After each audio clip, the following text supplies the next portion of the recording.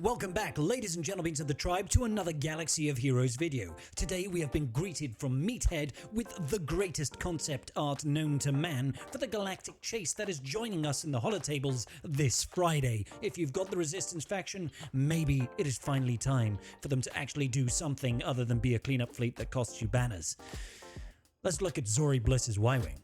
I have to doff my cap to our Meathead community manager because this is some of the most abstract, amazing art that I have ever seen in Galaxy of Heroes. We always praise the art department, but I think they're missing one key piece to their team, and that key piece is Meathead. It's just beautiful, isn't it? I'm not sure what the squiggle... I don't know. But it's provocative. I know that much. So, we have got Zorii Bliss's Y-Wing coming to the game. It's coming on Friday, and it is a Galactic chase format. Currently, based on what we're seeing here, we haven't been told what energy type it can be. If you are unaware, if you've never had or experienced a Galactic chase before, essentially it is like bonus or additive drops. A specific energy type, it might be Cantina, it might be regular, it might be fleet energy nodes. I don't think it's ever been regular, but it could be any of those fleet energy types. Whenever you farm them, there is a chance to earn new shards for whatever the new Galactic chase is. It is in your interest to start hoarding energy so that you've got a stockpile of that before the event goes live on Friday. Okay, we don't know what energy type it is yet, but as soon as we know, we'll push it out there and we'll get to work on farming her kit. It is always worth doing because you should be able to get to 7-star unlock or at least a 5-star unlock with refreshing. It does cost crystals, but it is cheaper than buying shipments, and it is cheaper in the long run than just refreshing energy, and you get it immediately. So hopefully you've worked on your Zorii, hopefully you are ready for this Galactic chase when it goes live. So let's take a look at the actual kit now. We don't have any of the animations because they weren't ready at the time, and that's totally okay. So basic IX-4B laser cannons deal physical damage to the target enemy. If the comeuppance has dramatic entrance, all resistance allies gain crit chance up and crit damage up for 1 turn. If the enemy that you're attacking has got target locked, you gain dramatic entrance for 1 turn. Dramatic entrance is Poe's reinforcement ability. It's actually incredible. Increases your offense by 25% when you have it. Not only that, it also lets you do additional true damage. Let's go down to the bottom here. So deal a bonus true damage equal to 10% of the target's max health, can't be evaded, and you gain 20% turn meter. If you destroy an enemy when you have dramatic entrance, you regain that buff for 2 turns. Really powerful. Okay, so it lets you deal significant amounts of damage. So first special, cooldown of 3, and want to come with me? Expose the target enemy for 2 turns, which cannot be evaded or resisted. This is huge, really useful against stuff like Executor, for example, with all their tenacity up at the start. All resistance allies gain Foresight for 1 turn. In the resistance fleet, Foresight is what really drives your push towards the ultimate, so gaining Foresight is huge. If the enemy already had Expose, call all resistance allies to assist, and resistance allies recover 25% protection. That's really nice because obviously extra damage, more attacks, and recovery as well. Recovery is a little part of the resistance fleet that they are lacking a little bit, and it is my one concern with this ship, but we will get to that later on, okay? So, Unique 1, Spice Running Tactics. The comeuppance has got 30% additional max health and max protection.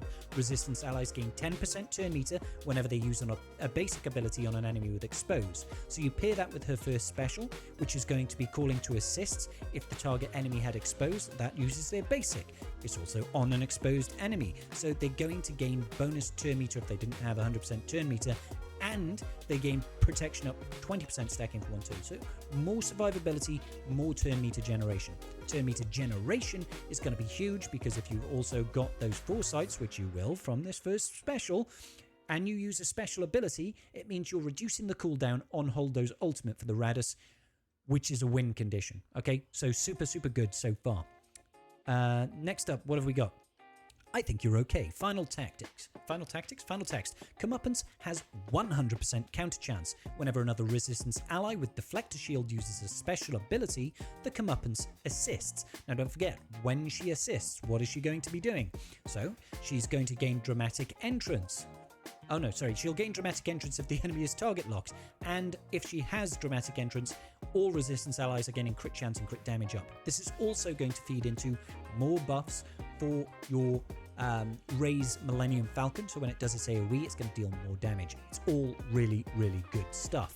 Whenever a resistance ally attacks out of turn, which they'll be doing quite a bit, they gain potency up for 2 turns, which is going to help land target lock, and inflicts target enemy with target lock for 1 turn if they didn't already have it. Now that one can be resisted, which is why it's important to have that potency up there. That additional buff, like I said, is also going to be feeding in more damage to Rey's Millennium Falcon when she does her big AoE.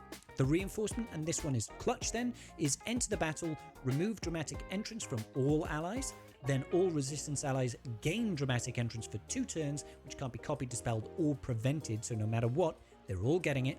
All enemies are exposed for 1 turn, which as we know means assists, and additional damage, and additional turn meter, and additional recovery, pretty huge.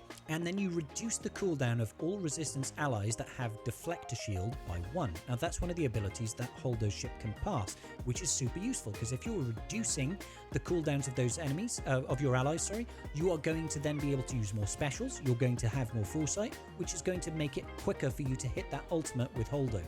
Alright? And then it just goes through dramatic entrance. Now there is a little bit of a comment right at the bottom here that might concern a few people. If you follow my Galactic Challenge video guides, we go over them every single Monday and every single Friday to tell you how to get all the feats done. There has been a case with fleets and their feats in Galactic Challenges, where if you need to use a full fleet, then you could actually get away with just using 3 ships. Now that every fleet or every faction has at least 5 ships, fleet-based Galactic Challenges, you are going to need 5 ships, so we cannot do stuff like Underman. Now there might be a little bit of wiggle room with the capital ship, and then you'd have to take in just 4 additional ships, which means you can flex with 2, but we don't know 100% just yet. We'll have to wait and see. So that is a bit of a bother. Now overall, what are the opinions on the ship? First of all, looks phenomenal. I cannot wait to see this thing reinforcing. 2, I think there's a lot of things that do address issues with the Resistance fleet. I think the fact that it gives you additional TM, I think the fact that it gives you additional foresight, reduces cooldowns, increased damage output, increased survivability is all great stuff. My only concern with this ship right now is that one of the big problems with the Resistance fleet is, yeah, the damage is lacking, but quite often you will lose a ship in the opening salvo, and it's very difficult to come back when you are already a ship down. I'm not going to pass judgment yet until we see it live in the game, but my concern at the moment is it might be too little too late when Zori's Y-Wing comes out. But either way, I'm super excited for this ship to come to the game, and I cannot wait to start this chase on Friday. Make sure you are ready and checking the forums for when they announce what type of energy it is, so you can start hoarding your energy and then refreshing those nodes. Alright, let me know in the comment section down below, what do you think of Zori's Y-Wing? Are you excited? Are you getting it? And just, if you're not interested in talking to me about that, maybe just leave me an emoji for engagement. Really do appreciate that. Alright guys, until the next video, peace out. May the Force be with you.